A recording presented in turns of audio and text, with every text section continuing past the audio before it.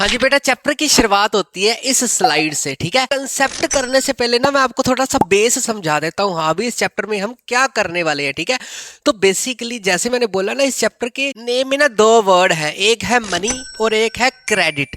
Money का मतलब होता है पैसे और क्रेडिट का मतलब होता है उधार। ठीक है, अब बेसिकली इस चैप्टर में हम क्या करेंगे, सारे के सारे चैप्टर में दो वर्ड्स के ऊपर ही घिरा रहेगा ये सारा चैप्टर। ठीक है, जैसे मनी का मतलब पैसे होता है ना, इस चैप्टर में ये देखेंगे हाँ भी जब पैसे की इन्वेंशन नहीं हुई थी, मतलब जब पैसे नहीं होते थे लोग क्या करते थे। ठीक है, और दूसरा वर्ड है जो क्रेडिट, उधार। उधार का मतलब क्या होता है, जब हम किसी से पैसे हमारे पास नहीं होते एज ए लोन ले लेते हैं तो उसको क्रेडिट बोलते हैं। ठीक है, तो हम इस चैप्टर में ये भी देखेंगे कि जब किसी के पास पैसे नहीं होते तो उधार कैसे लेता है, क्या कॉन्सिक्वेंसेज होते हैं, उधार लेना चाहिए कि नहीं लेना चाहिए, इस चैप्टर में आपको अच्छी तरह समझ आ जाएगा। ठीक है, तो बेसिकली बढ़ते हैं चैप्टर की सब हेडिंग की तरफ। ठीक है, तो इस स्लाइड की सब हेडिंग क्या है, money as medium of exchange.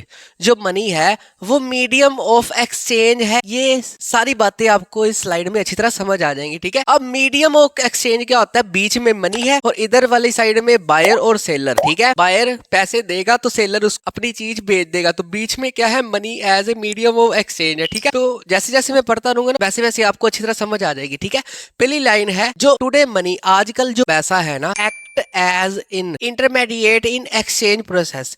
Intermediate का मतलब क्या होता है, विचोला होना, बीच में। जैसे मैंने पहले आपको एग्जांपल समझा दी, मनी बीच में एज ए विचोला काम करती है। ठीक है, मैंने कोई चीज खरीदनी है, ठीक है, किसी ने कोई चीज बेचनी है, तो बीच में विचोले का काम कौन करती है, मनी करती है। हाँ भी अगर मैं उसको पैसा दूंगा तभी वो चीज मेरे को देगा। ठीक है, तो इसीलिए इसको क्या बोला जाता है, that's why it is called, money को क्या बोला जाता है, मीडियम ऑफ एक्सचेंज। आपको एग्जाम में क्वेश्चन आ सकता है, why the money is called intermediate between seller और बायर। ठीक है, तो आपने ये लाइन एज इट इज लिख सकते हो। ठीक है, आई होप आपको मीडियम ऑफ एक्सचेंज का पता चल गया, जो आपकी सब हेडिंग थी। ठीक है, अगली बात हम डिस्कस करेंगे। हाँ भी आज के समय में पैसे की क्या इंपॉर्टेंस है, बड़ी ज्यादा इंपॉर्टेंट है ये। अगर तुम लोगों को क्वेश्चन आता है what is the importance of money, तो आप कुछ भी लिख सकते हो। हाँ भी मनी से हम कुछ भी खरीद सकते हैं, अगर मनी ना हो तो वो कुछ नहीं खरीद सकता अपने जीवन में। ठीक है, तो उसकी लाइफ मनी के ऊपर ही डिपेंड होती है, जितना ज्यादा पैसा उतनी ज्यादा कंफर्ट लाइफ। ठीक है, तो अगला कंसेप्ट है मनी की इंपॉर्टेंस। मनी की क्या इंपॉर्टेंस है, ठीक है,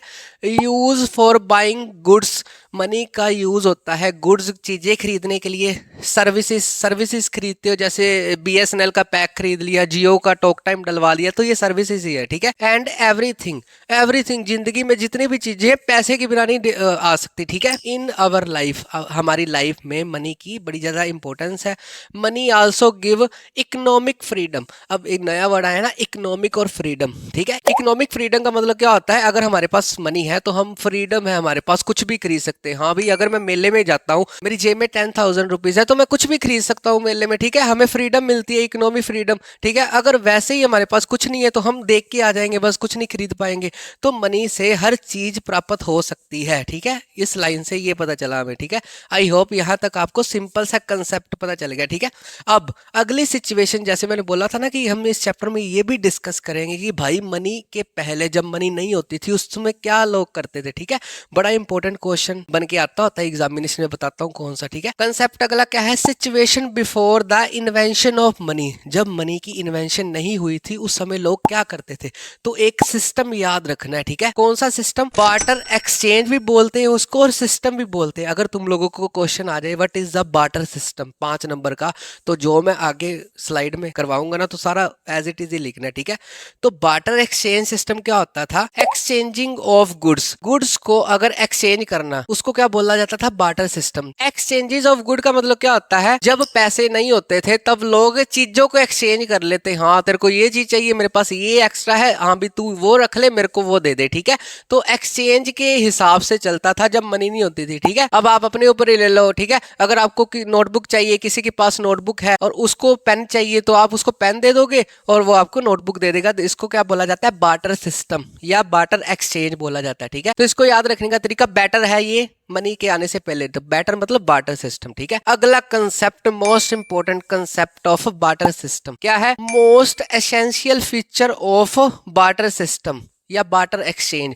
बार्टर एक्सचेंज का सबसे एसेंशियल फीचर, मतलब बार्टर सिस्टम में अगर वो ना हो तो बार्टर सिस्टम नहीं हो सकता। इसको समझो, अगर मैं तुम लोगों को एग्जांपल दूं, most essential feature of your phone, तो आज के समय में फोन में क्या है? इंटरनेट। अगर इंटरनेट होगा तभी फोन चलेगा। अगर तुम लोगों को शॉर्ट क्वेश्चन भी आता है what is the most essential feature of barter system, तो वो क्या है? Double coincidence of wants. बड़ा कॉम्प्लिकेटेड है, समझाता हूँ। जैसे जैसे वर्ड है वैसे वैसे बढ़ते रहो, ठीक है। अब कोइंसिडेंस क्या मतलब क्या होता है? मान लो आपका फ्रेंड 10 साल से आपको नहीं मिला, ठीक है, एकदम से आपको मिल जाता है, तो आप क्या बोलोगे? हाँ भी कोइंसिडेंटली, मतलब हम आपस में मिल गए इत्तेफाक से, ठीक है। तो वर्ड्स क्या है? डबल। डबल मतलब दुगना, कोइंसिडेंस मतलब इत्तेफाक, ऑफ वांट्स। तो बार्टर सिस्टम तभी पॉसिबल हो सकता है जब डबल कोइंसिडेंस ऑफ वांट्स हो। इसको बढ़िया तरीके से समझाता हूँ। एक पर्सन है राम, एक पर्सन है श्याम। राम के पास है पेंसिल और श्याम के पास है लैपटॉप। ध्यान से समझना। अब श्याम को चाहिए एक पेंसिल चाहिए और राम को एक लैपटॉप चाहिए, ठीक है।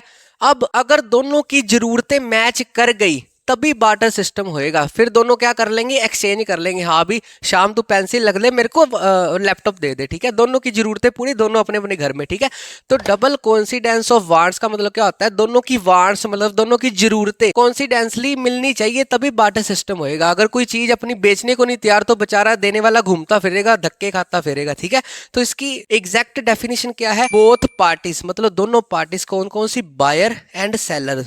दोनों पार्टी बायर और seller have to agree to sell and bye.